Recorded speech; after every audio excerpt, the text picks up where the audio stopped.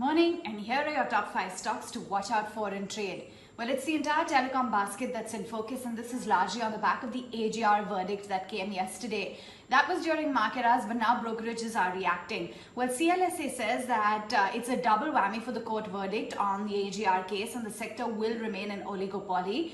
Vodafone Idea's AGR burden is enormous, and the company is going to need to raise funds. They also see an acceleration in tariff hikes, but Bharti Airtel is the top pick. Morgan Stanley says that the Supreme Court verdict is harsher than what the street expected. Payment obligations are getting onerous for Vodafone. This can trigger tariff increases in the industry, and in both cases, Airtel and Jio will be the key beneficiaries.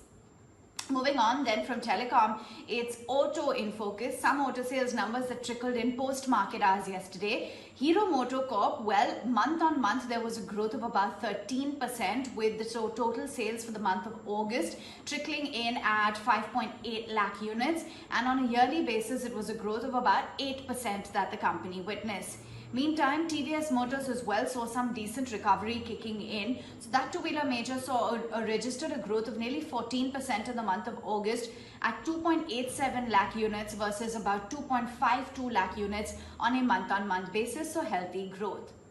Meantime, you had ONGC, which came out with its numbers, a Nifty 50 company from the large caps at a PAT of 1,090 crores on a consolidated basis versus 7,120 crores, so a significant drop there on a year-on-year basis. Revenue from operations stood at about 62,498 crore rupees.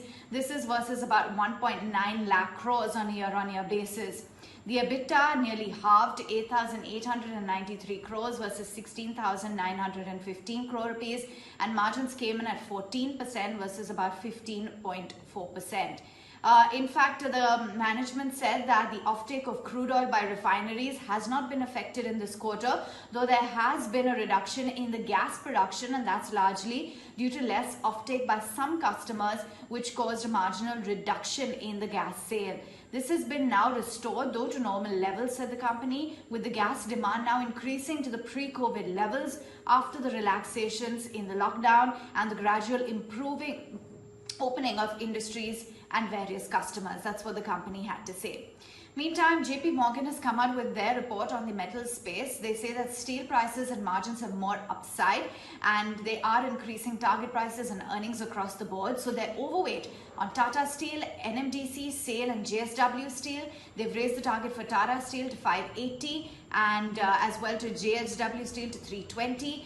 UW investor positioning is supportive. They see material upside risk to the high earnings estimates.